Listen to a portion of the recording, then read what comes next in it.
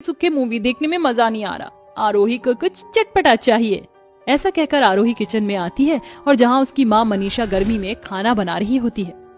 ओह God, कितनी गर्मी है माँ यहाँ, आप इतनी गर्मी में खाना कैसे बना लेती हैं? बेटी के सवाल पर माँ हंसकर बोलती है हम हाउसवाइफ की जिंदगी ऐसी ही होती है बेटी, चाहे सर्दी हो, बरसात या गर्मी, हमें किचन से कभी छुट्टी नहीं मिलती। और कुछ दिनों के बाद तुझे भी ये सब करना होगा। बस मायके में महीने भर की मेहमान रह गई है तू, अब इन सबकी आदत डाल ले। माँ, ये सब मुझसे ना होगा, आप तो जानती है ना, बिना एसी के बगैर एक सेकंड भी आपकी बेटी का गुजारा नहीं। आप देख लेना, मैं आज जैसी मायके में हूँ ससुराल में भी बिंदास रहूंगी, गर्मी से कोई कॉम्प्रोमाइज नहीं करूंगी। एनीवे, अब आप जल्दी से मेरे लिए मस्त वाली मैगी बना दो। क्या ससुराल को लेकर आरोही के मन में उठी ख्वाहिश सच होगी? आइए देखते हैं। ऐसे ही ढलते दिन के साथ 1 महीना पार हो जाता है और बड़े ही धूमधाम से आरोही की शादी राघव से हो जाती है, जहां आरोही की सास शीला उसे सभी से मिलवाती है। छोटी बहू आजा, मैं तुझे सभी से मिलवाती हूँ। ये तेरे ससुर जी है, और ये तेरी जेठानी जूली है, और ये जूली की बेटी चिंकी है, और ये तेरी ननद पीहू है। बस यही प्यार भरा परिवार है हमारा, जिसका आज से तू भी हिस्सा हो गई है। पीहू, जा अपनी भाभी को कमरे में ले जा। आइए भाभी। पीहू अपनी भाभी आरोही को कमरे में ले आती है। अगली सुबह दरवाजे पर हो रही खटपट से बहू की आंख खुल जाती है। हद होती है, ये इतनी सुबह सुबह कौन दरवाजा बजा रहा है? अरे दरवाजा खोलो देवरानी जी। जेठानी जी आप यहाँ? गुड मॉर्निंग देवरानी जी, 5 बज गए हैं, आज तुम्हारी पहली रसोई है, जल्दी से नहा धोकर नीचे आ जाइए। थोड़ी देर बाद आरोही रेडी होकर रसोई में आती है, जहाँ सास उसे लंबी सी खाने की लिस्ट देकर कहती है, ये ले नहीं बहू, इसमें पूरे परिवार के मनपसंद खाने की लिस्ट लिखी है जो तुझे पहली रसोई में बनाना है। चल अब शुरू कर दे। गुड लक देवरानी जी। अरे जेठानी जी आप कहाँ जा रही हैं? अरे छोटी बहू, भला बड़ी बहू का किचन में क्या काम है, सब कुछ तुझे अकेले बनाना है। आरोही को अकेले ही तपती गर्मी में ससुराल वालों के लिए खाना बनाना पड़ता है, और खाना बनाते बनाते वह पसीने से पूरी तरह भीग कर उदास मन से बोलती है, उफ, इस गर्मी ने तो हाल भी हाल कर दिया। मैंने कभी नहीं सोचा था कि ससुराल में मेरी पहली गर्मी में ये पहली रसोई की रस्म इतनी भारी पड़ेगी। अरे आरोही बहू, खाना बना कि नहीं?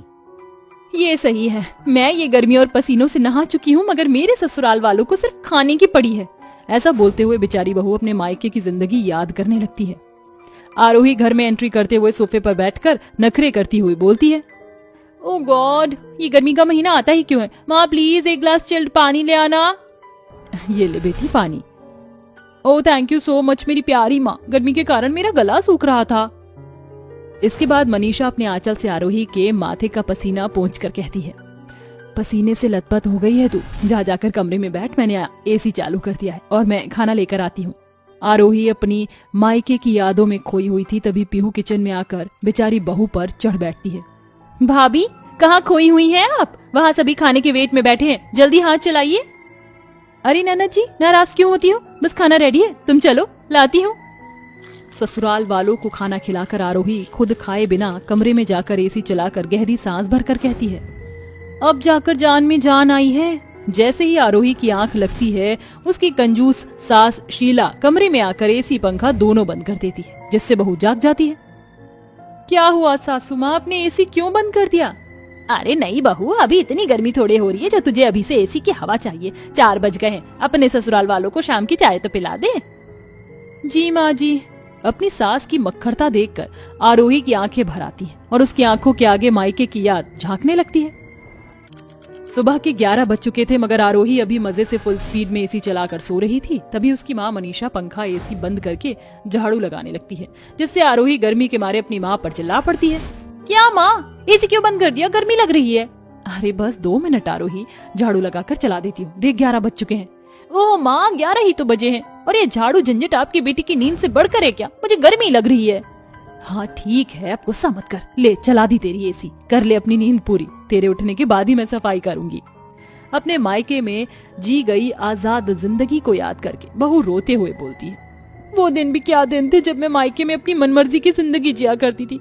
गर्मियों में 11 बजे उठना और सारा दिन एसी में रहकर कोल्ड ड्रिंक्स पीना, मूवी देखना, क्या गजब के दिन थे। मगर बहू बनने के बाद सब कुछ बदल चुका। आई मिस यू माँ। ऐसे ही दिन बीतते जाते हैं, जिसके साथ गर्मी का टेम्परेचर और ज्यादा बढ़ जाता है, जिसमें आरोही के लिए किचन में काम करना बहुत ही मुश्किल होता जाता है। अरे छोटी बहू, जरा मेरे लिए शिकंजी बना दे, आज बड़ी गर्मी है। फिर तो मैं भी पीऊंगी नींबू पानी। जी ठीक है, अभी बनाती हूँ। बहू सभी के लिए जग भर कर नींबू पानी बनाकर उन्हें देती है। मजा आ गया बहू, एक गिलास और देना। मुझे भी आधी गिलास नींबू पानी देना। इस तरह सारी शरबत ससुराल वालों में ही खत्म हो जाता है। आखिर में बहू के लिए कुछ भी नहीं बचता। अरे आरोही, तुम्हारे लिए तो कुछ बचा ही नहीं। ये लो, चलो हम मेरे शरबत में से आधा आधा शेयर कर लेते हैं। अरे राघव, तू पी बेटा, बहू का क्या है, वो तो बाद में भी शरबत बनाकर पी लेगी, क्यों बहू? सास की ये बात सुनकर बहू अपने आंसू छिपाकर बोलती है, हाँ माँ जी, सही कह रही है, मेरा क्या है। बहू की बातों में उसका दुख छलक जाता है, जिससे उसकी जेठानी भाप लेती है और उसे अकेले में बात करती है। क्या बात है आरोही, लगता है तुम अभी तक ससुराल में एडजस्ट नहीं हो पा रही हो।